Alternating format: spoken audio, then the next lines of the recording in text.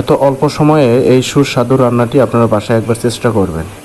আমাদের বেলকুনিতে আলু শাক আছে, আমরা আজকে আলু শাক নিয়ে এসে সেটা রান্না করব। আমি আলু শাকগুলো নিয়ে আসি, এগুলাই আজকে কাটবো। এই যে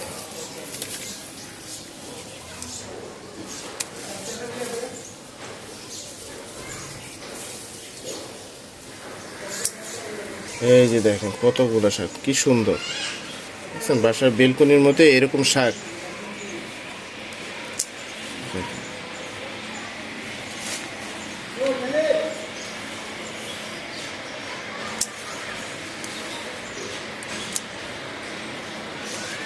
ব্যাস আর কাটবো না। দেখেন কতগুলো হয়েছে। এখন এগুলা রান্নার প্রসেস করতে হবে।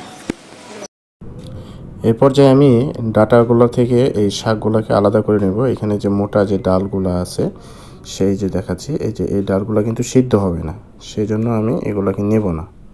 তো আমি এভাবে বাছাই করে শাকগুলোকে কুচি কুচি করে কেটে নেব। দেখুন আমি কি নিয়ে আমার এগুলো রান্না করতেছি। একটা আলু নিছি, ডিম আর পেঁয়াজ, কাঁচামরিচ, কিছু রসুন।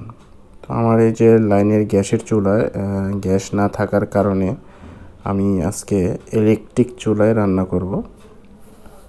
এর মধ্যেই আমি অলরেডি ফ্রাই প্যান বসাই দিছি, লাইন দিয়ে দিলাম।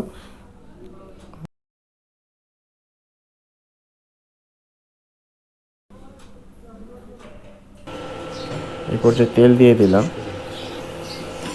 তেলটা চারিপাশে আমি সুন্দর করে ছড়াই দিলাম, এই কারণে যাতে খুব সহজেই শাকগুলো রান্না করা যায়, কোনো জায়গায় যাতে লেগে না যায়। আমি ডিমটা সুন্দরভাবে ভেজে নেব, এমনভাবে ফ্রাই করব যাতে সুন্দর হয়। একটু লবণ দিয়ে নিলাম।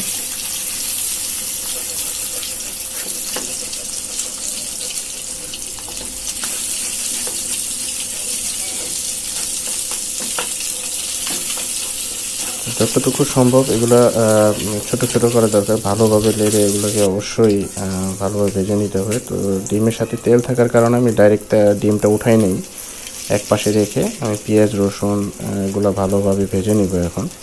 তো এর মধ্যেই হয়তো তেলটা ডিম থেকে সরে আসবে, তখন আমি এটাকে উঠিয়ে ফেলবো।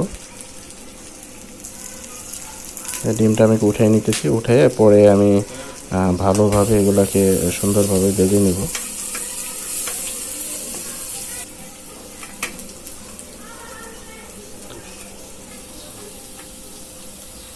কত সুন্দর হইতেছে। আমি এখন কাঁচামরিচ দিয়ে দেবো, যে কাঁচামরিচগুলো আমি কেটে রাখছিলাম সেগুলো আমি দিয়ে দিলাম।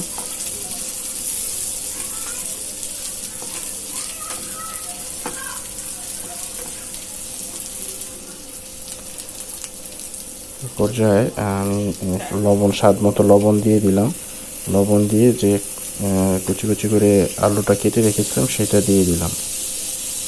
আমি একটু হলুদ দিয়েছি, এই হলুদ দেওয়াটা একান্তই আপনার ইচ্ছা, আপনি এটাকে স্কিপ করে যেতে পারেন। তো কেটে রাখা শাকগুলোকে আমি এই পর্যায়ে দিয়ে দিব।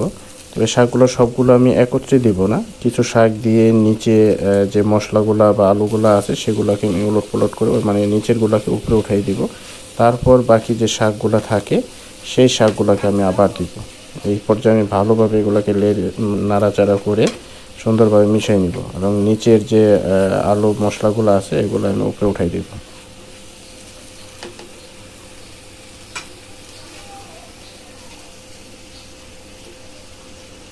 বাকি শাকগুলো আমি দিয়ে দিচ্ছি।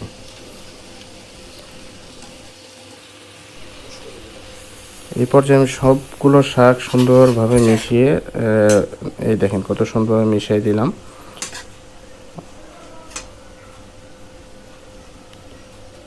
তো আপনাকে একটু ঘন ঘন নেড়ে চেড়ে দিতে হবে যাতে নিচে লেগে না যায়। আমি একটু ঢেকে দিলাম যাতে তাড়াতাড়ি সিদ্ধ হয়ে যায় সেই কারণে। তবে ঢেকে দেওয়ার কারণে কিন্তু আপনার সবুজ যে কালারটা সেটা একটু কমে আসবে, না ঢেকেই রান্না করার চেষ্টা করবেন। আমার শাক প্রায় হয়ে গেছে, সিদ্ধ হয়ে গেছে, সুন্দর একটা ফ্লেভারও আসতেছে, আবার সুন্দর একটা কালারও চলে আসছে। ভিডিওটি যদি ভালো লাগে অবশ্যই শেয়ার করবেন। এই পর্যায়ে ভেজে রাখা ডিমটাকে আমি আবার এই শাকের সাথে মিশিয়ে দিব।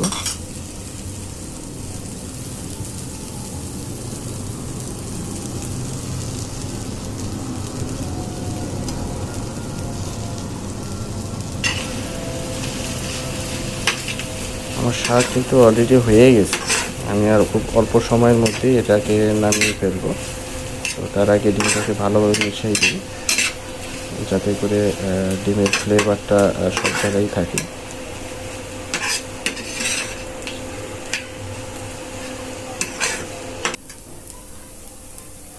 দেখেন কত সুন্দর হয়ে গেছে, মাশাআল্লাহ মাশাআল্লাহ। তো আমি সামান্য ধনেপাতা দিয়ে দেবো, ধনেপাতা দিয়ে মিশিয়ে আমি এটাকে নামিয়ে ফেলবো। ভিডিওটা দেখে যদি আপনাদের সামান্য উপকার আসে, আমাকে অবশ্যই লাইক দিবেন, বেশি বেশি শেয়ার করবেন, এবং আপনাদের যদি কোনো মতামত থাকে তাহলে অবশ্যই জানাবেন। এই শাকটা আসলে অল্প সময়ে একটা সুস্বাদু রান্না, আপনারা বাসায় অবশ্যই একবার চেষ্টা করবেন। আমি আশা করি ইনশাল্লাহ আপনারা পারবেন, এবং এটা খুবই সুস্বাদু। আপনারা একবার খেয়ে দেখবেন, চেষ্টা করে দেখেন, ভালো লাগবে এবং খেতেও ভালো লাগবে।